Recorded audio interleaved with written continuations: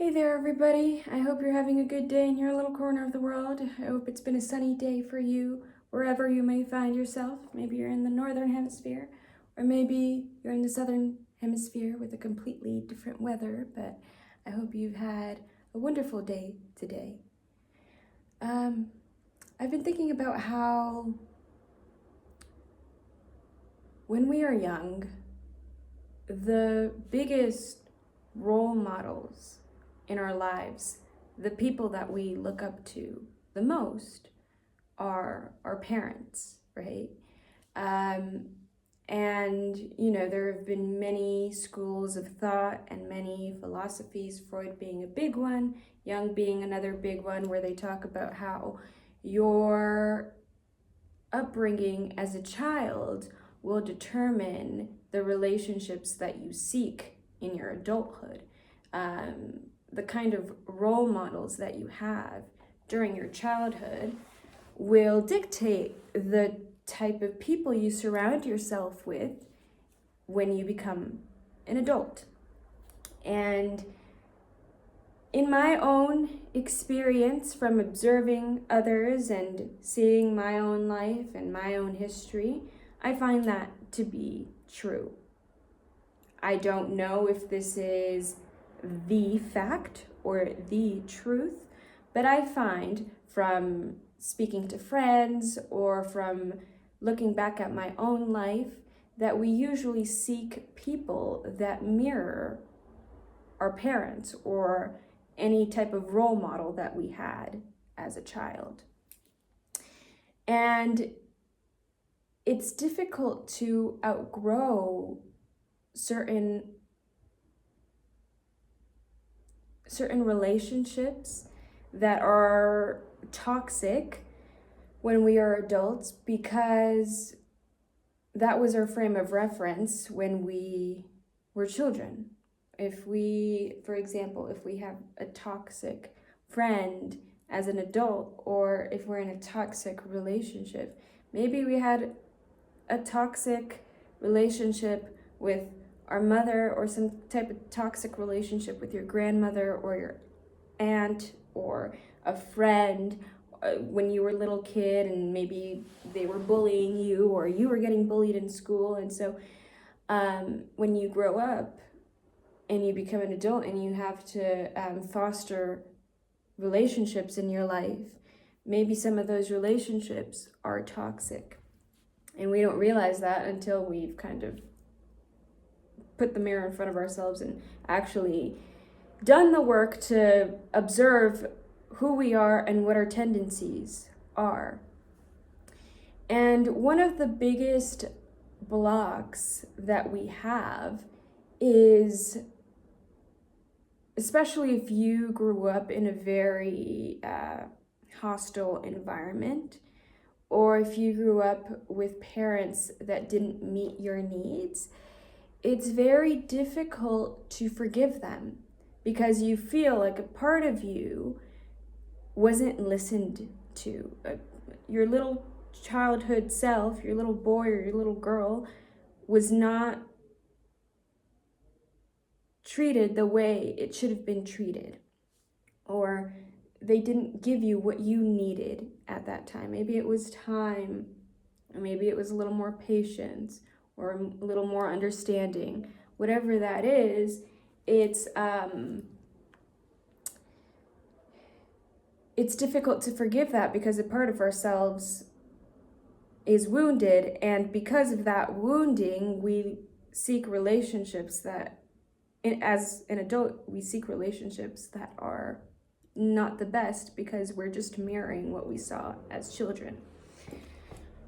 So one of the biggest blocks, at least for myself, has been to forgive my parents. And with that, also forgive my lineage. And I'll get into that in a little bit, to forgive my ancestors. But forgiving my parents meant taking a step back and realizing that they are just human beings, that they are just human beings that became parents and that had to assume that role, but they didn't really know how to be parents because they had their own problems going on, and at the same time they had to deal with the issues of that child, and maybe they couldn't understand how to meet the needs of that child because they were stuck in their own world.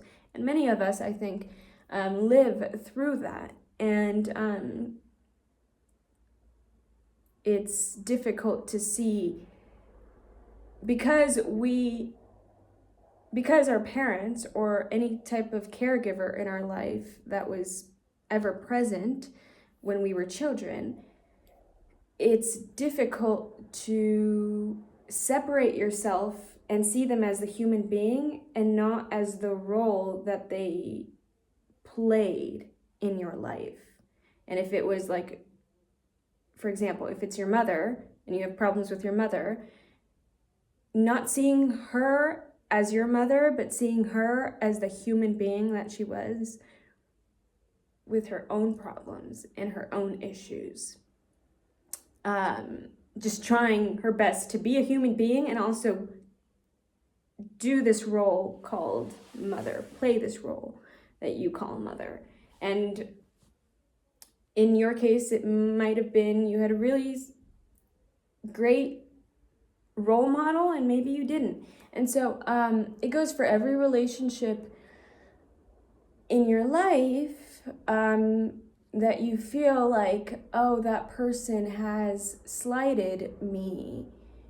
But you have to take a step back and try and see things from a macroscopic point of view and not see them through their role, but through the human being that they are, dealing with their own demons, dealing with their own whatever it is, right?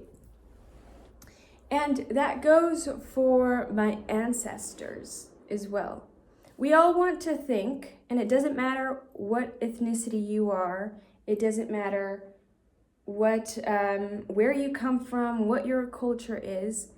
The truth of the matter is that we all have evil ancestors or evil people in our lineage, people that have committed horrible things.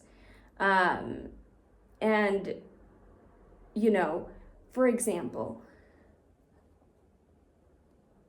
colonialism, a lot of white Americans that have been, you know, their family has been in the States for hundreds of years. And, you know, if they descend from, if their ancestors settled in the South and, you know, if they have some inherited wealth and, you know, they might have an ancestor, a great, great, great, great, great, great grandfather that was a slave owner. And it goes for every single culture, right? But colonialism is a big one where you might have ancestors that have been perpetrators and that have caused a lot of harm, but you also might have ancestors in your lineage that have also been victims. So you've had victims and perpetrators in your ancestry. And I remember I saw this interview by a black man, an African-American man that found out that his great-great-great-great-grandfather, I think he was the 5th or the 6th descendant, grandson of Thomas Jefferson, and he was a black man. And his great-great-great-great-great-grandmother was a slave owner. So obviously was a slave owner, I'm sorry. His great-great-great-great-grandmother was a slave. So Thomas Jefferson was his great-grandfather, and I can't remember the woman's name, but it was a slave. And obviously, what does that mean in that context back in the day? It was probably rape, right? So it was really difficult for him. He explains in the interview how difficult it was for him to see that he comes from a lineage of people that have done great things, because arguably Thomas Jefferson did some great things for the country and created some foundations for this nation, but he also did some terrible things. And one of those terrible things is that he was a slave owner and a rapist, right? And just seeing how, yes, he comes from a family that did terrible things, but also comes from a family that did great things, that did amazing things. And he was talking about how his family that descended from Thomas Jefferson, they all get together and they all have, they go to weddings together. If there's like some type of family event, they'll do the family event together. And you know, it's a mixed family. They have black members and white members, and it's just a melting pot. And he was talking about how seeing the two sides of the coin can be the avenue to healing. Seeing that, yes, there is bad that has happened, but there has also been good that has happened. And the people that came before us, our ancestors, doesn't matter where you're from, doesn't matter what culture you are in, and usually indigenous cultures are, how do I explain it? They're romanticized and they're seen as like great, they never did any wrong until the colonialist. And if you read 1491, and I forgot what the author of this book is called, he talks about how this idea that the romanticized indigenous person is actually false. It's a false image created by, I think it was like some priest or something. But read the book, it's really interesting, 1491. And he talks about certain findings and, you know, how certain tribes would fight with each other and steal each other's territory.